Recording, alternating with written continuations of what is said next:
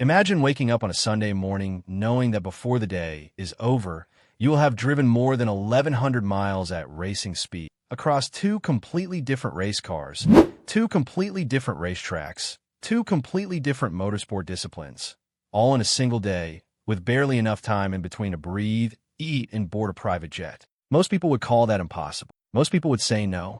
But on May 24th, 2026, a 45-year-old British woman named Katherine Legge is going to look that impossibility straight in the eye and say, why not? Before we talk about the woman attempting it, we need to understand exactly what the double is, because if you don't know motorsport, you might not fully grasp just how extraordinary this challenge would be. Every year on the last Sunday of May, two of the most iconic races in all of motorsport happen on the very same day. In the afternoon, the Indianapolis 500, a 200-lap, 500-mile open-wheel IndyCar race at the legendary Indianapolis Motor Speedway in Indiana, a race so historic and so revered that people simply call it the greatest spectacle in racing.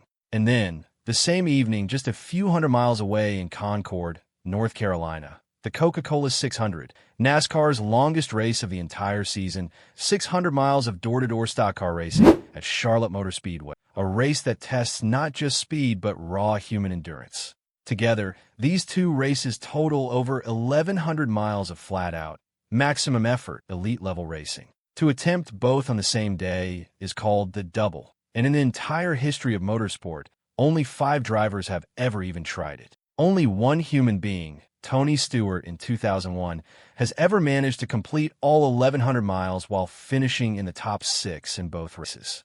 That is how hard this is. That is how rare this is. And on May 24th, Katherine Legge is going to become the 6th driver in history and the very first woman to attempt it. Now, if you don't already know Katherine Legge, let me introduce you to one of the most quietly remarkable racing drivers. She was born in England, grew up with a passion for speed, and built a career that most professional drivers could only dream of. She has raced at Le Mans, one of the most grueling endurance races on the planet. She has raced at the Rolex 24 at Daytona, and not just raced there, she became the first woman in history to lead that race. She has competed in IndyCar, she has competed in NASCAR, she has raced across formats and disciplines and continents for decades. And now, at 45 years old, she is gearing up for her 5th Indianapolis 500 start, a race she first entered in 2012, when she became only the 9th woman in history to qualify for. In 2023, she set the fastest ever qualifying speed recorded by a woman at Indianapolis. She is not a newcomer. She is not a novelty. She is a seasoned, battle-hardened racing driver who has spent her entire adult life earning her seat at the table. And this time, she is not just sitting at the table, she is flipping it over. The news broke on May 13th, 2026, the same day as the first official practice session for this year's Indianapolis 500. Legge's agency, Brandied Management, announced that she would not only race in the Indy 500, which was already confirmed, but that she would also enter the Coca-Cola 600 at Charlotte Motor Speedway on the same day, making a full attempt at the double. At Indianapolis, she will drive the number 11 Chevrolet for HMD Motorsports with A.J. Foyt Racing, carrying the colors of YLF Cosmetics as her primary sponsor. As soon as the Indy 500 ends, which is expected to be around 4 in the afternoon Eastern, she will board a private jet and fly to Charlotte, North Carolina, where she will climb into the number 78 Chevrolet for live fast motorsports in the Coca-Cola 600, with engines expected to fire around 6:10 in the evening. That gap between the end of one race and the start of the next is roughly 80 minutes. If the flight goes smoothly, if traffic cooperates, if nothing delays the Indy 500, if the weather stays clear. There are so many ifs in this plan that it reads almost like a thriller novel. And the most honest part of it is that Legge herself has acknowledged every single one of those ifs out loud. Let's be real about just how complicated this day is going to be. On May 23rd, the day before the race, Legge will have to fly from Indianapolis to Charlotte to practice and qualify her NASCAR stock car at Charlotte Motor Speedway, then fly back to Indianapolis that same night so she could be ready for the Indy 500 drivers meeting on race. That's just Saturday. On Sunday, she wakes up in Indianapolis, prepares herself mentally and physically for one of the most high-speed, high-stakes races in the world, drives 500 miles at over 200 miles per hour among 32 other cars with inches of clearance on either side, and then, the moment that race is over, she rushes to a waiting plane, still in her race suit, still adrenaline-soaked, still physically exhausted, and flies across state lines to strap into a completely different car on a completely different track with completely different handling characteristics and races another 600 miles. And she told reporters this week, "I'm excited, but I'm also a little apprehensive. It's going to be a lot of driving. I'm trying to figure out what I'm going to eat." That one line tells you everything about the human reality of what she is facing. This is not a PR stunt. This is a genuine physical and mental mount. To fully understand why this moment matters so much, we have to go back exactly 50 years to 1976. A woman named Janet Guthrie, one of the true pioneers of motorsport, attempted to qualify for the Indianapolis 500 that year, but failed to make the Rather than go home, she traveled to Charlotte and entered the World 600, which is now the Coca-Cola 600, and successfully competed, becoming the first woman in history to race on a NASCAR superspeedway. She silenced critics who questioned whether a woman could endure the physical demands of long-distance racing. The following year, in 1977, Guthrie came back and became the first woman to qualify for and race in the Indianapolis 500. What Guthrie started 50 years ago, Katherine Legge is now carrying forward to a place it has never gone before. No woman has ever stood on the grid for both of these races in the same lifetime, let alone in the same day. And the detail that connects these two women across half a century is made even more poetic by the fact that Legge's crew chief for the Indy 500 this year is Andy Ogar, the husband of Sarah Fisher, herself a 9-time Indianapolis 500 starter and a defining figure in the history of women.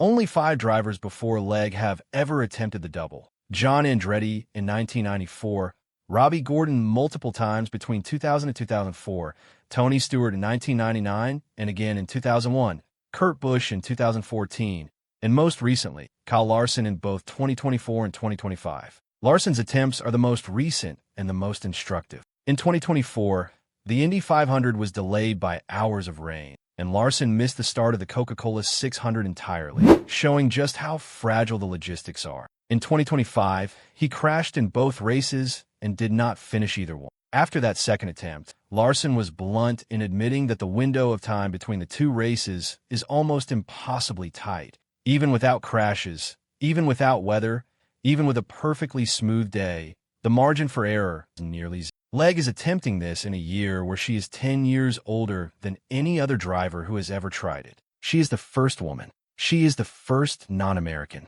And she's going in with both eyes open. What makes Katherine Legge's approach to this story so compelling is how grounded and honest she is about it. She is not pretending this is She is not performing invincibility. When asked about her goals for the day, she said, "The first thing is to finish both races. I'm hoping to have a good result in Indy. Charlotte will be my first time there in a Cup car. So to finish that race would be a result."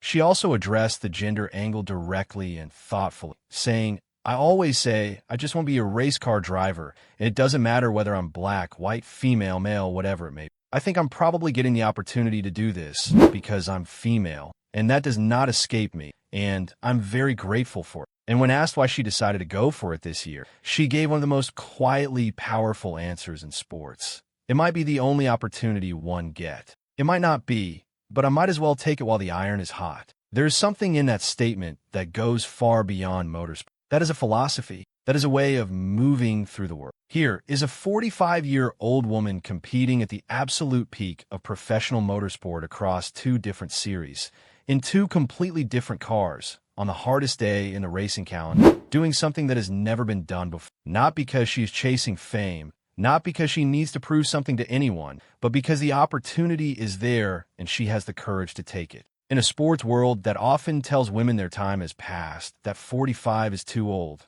that the window is closed, that they should step aside, Katherine Legge is spending May 24th driving over 1,000 miles at racing speed and daring the world to keep up with her. The double has always been motorsport's ultimate test of endurance and ambition. On this particular Sunday in May, it is also something more. It is a statement about what is possible when you refuse to accept the limits other people try to place on you. Whether she finishes both races or not, whether the weather cooperates or not, whether the flight is on time or not, the attempt itself is already history. So mark your calendars for May 24th, 2026.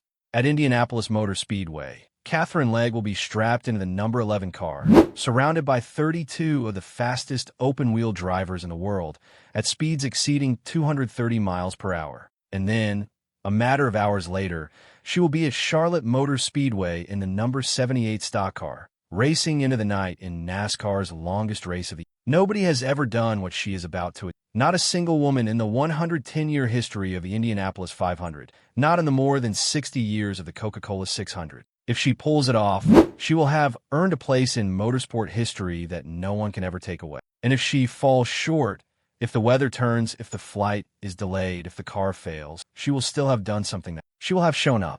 She will have tried. In the words of Katherine Legge herself, this challenge is about pushing through perceived limits, betting on yourself, taking risks, and trying to do something unique. On May 24th, the world gets to watch her do exactly that.